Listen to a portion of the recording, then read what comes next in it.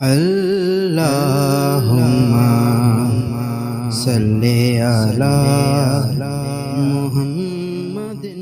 جب شیطان کسی کو پریشان کرے اور ڈرائے اس وقت بلند آواز سے اذان کہنی چاہیے، کیونکہ شیطان اذان سے بھاگتا ہے۔ حضرت سہیل بن ابی صالح کہتے ہیں کہ میرے والد نے مجھے بنو حارثہ کے پاس بھیجا اور میرے ہمراہ ایک بچہ یا ساتھی تھا۔ دیوار کی طرف سے کسی پکارنے والے نے اس کا نام لے کر آواز دی اور اس شخص نے جو میرے ہمراہ تھا دیوار کی طرف دیکھا، اس کو کوئی چیز نظر نہیں آئی۔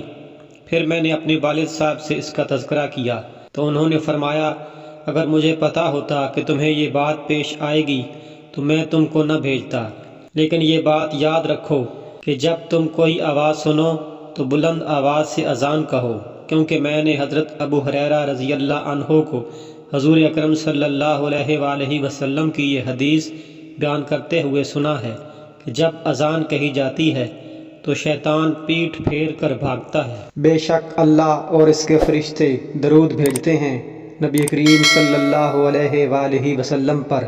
اے ایمان والو، تم بھی ان پر درود اور سلام بھیجا کرو۔